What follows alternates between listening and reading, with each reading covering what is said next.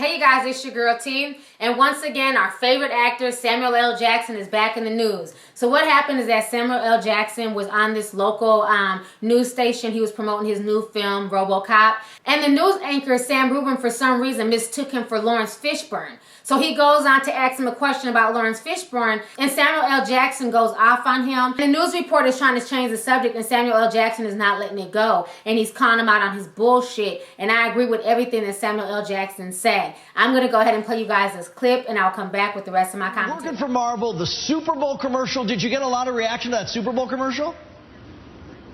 What Super Bowl commercial? Oh, you know what? I've admit my mistake. See, you're as crazy as the people on Twitter. Right. I'm not Laurence Fishburne. That's my fault. I know that. That was my fault. My mistake. You know what? We don't all look alike. Flavia, you're We may exactly be right. all black and famous, You but are we all don't look guilty. alike.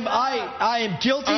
Next question. I am guilty. He thought you were Bob Dylan. Right. That's right. You're the entertainment reporter? I know. I'll tell You're them the all. entertainment reporter Right. for this station? Flog. And you don't know the difference between I me and Laurence know. Fishburne? My mistake. My mistake. I apologize. Really, my big mistake. Let's talk That about. must be a very short line for your job I'll outside say. there. No, it probably would not be hard to get another person to sit right here. Let's talk about RoboCop. Oh, hell no.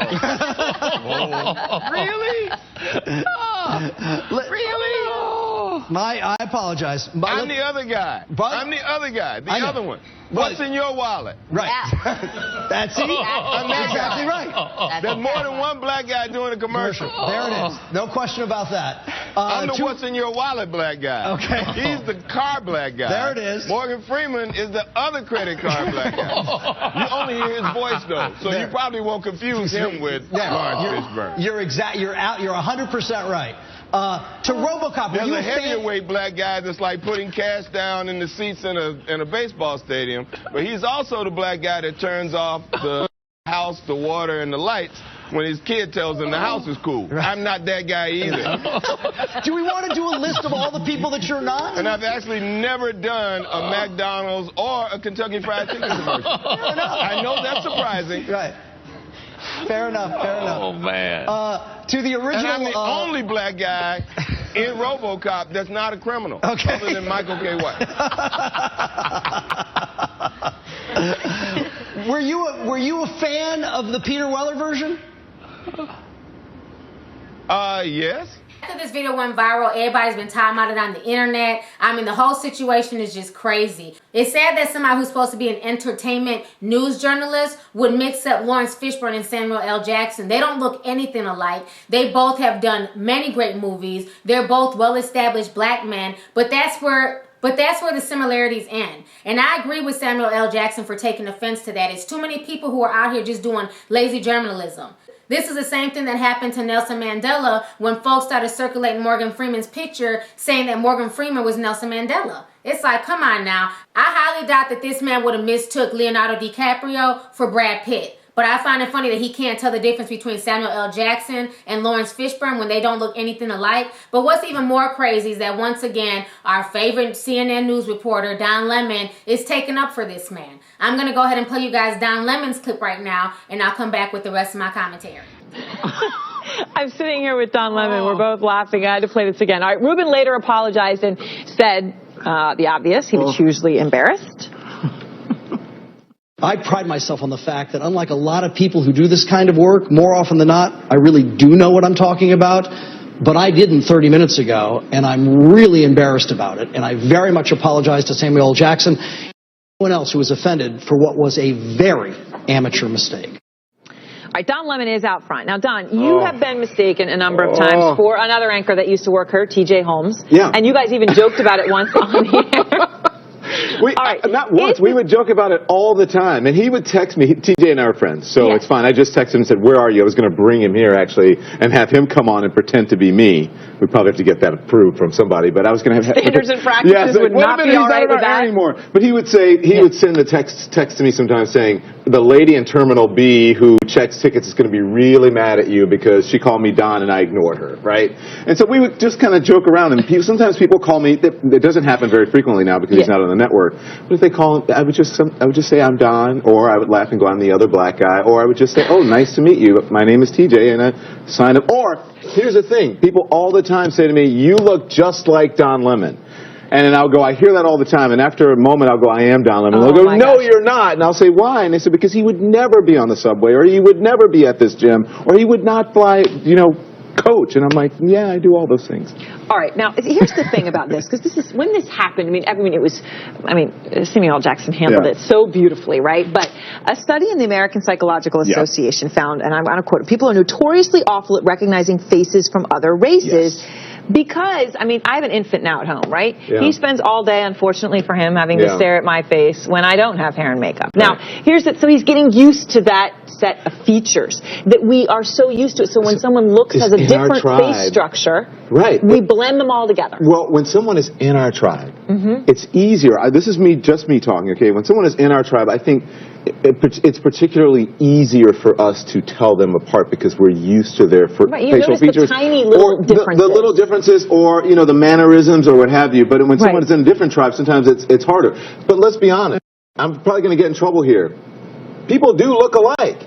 There are features that African Americans have that are similar. There are features that white people have that are similar. That's features that Hispanic people have that are similar.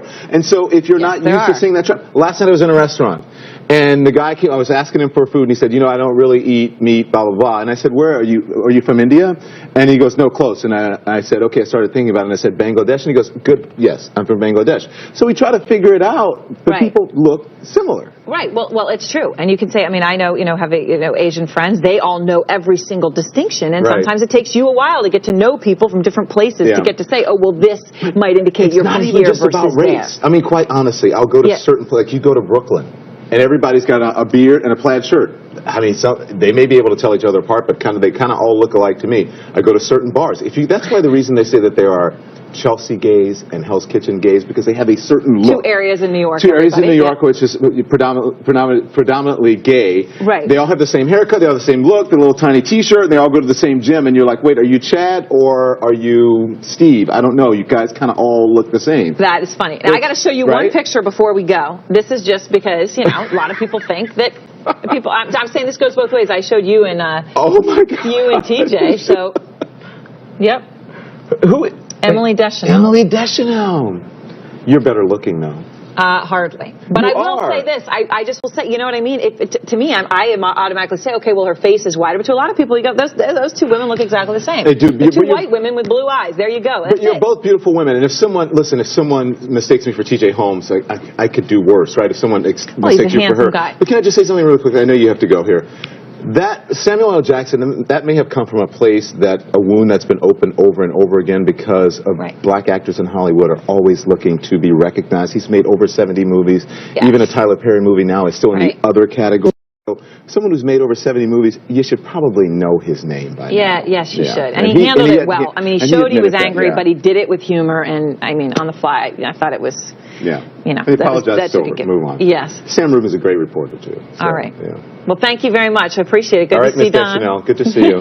Mr. Holmes as well. That's right. Thanks, TJ. Thank you. Out front next, a rare CNN news clip. First of all, Don Lemon and TJ Holmes, they might kind of look alike, but not really. It's just funny that Don Lemon is always so quick to take up for everybody else and then make it seem like black folks are just so irrational. And that's not the case. Samuel L. Jackson was not being irrational at all. He was demanding his respect. He's coming down there to promote his new movie, and you're talking about some Super Bowl shit that he wasn't involved in. It's about respect, and for Don Lemon to try and make excuses for this man, it's not cool. I could say this was somebody in a whole nother country or some random fan. This man is an entertainment journalist, so that means he should have done his background, he should have done his research, and he should have studied up on Samuel L. Jackson if he supposedly didn't know anything about him. So he doesn't get a pass to me because this is his line of work. That's insane to me that he would think that it's okay to mix these two people up. And like I said, I highly doubt that he would have mixed up Leonardo DiCaprio and Brad Pitt. So I'm not cool with Don Lemon trying to make excuses for him. So anyways, go ahead and leave a comment. Let me know your thoughts on this entire situation. Do you think that Samuel L. Jackson was too hard on the guy?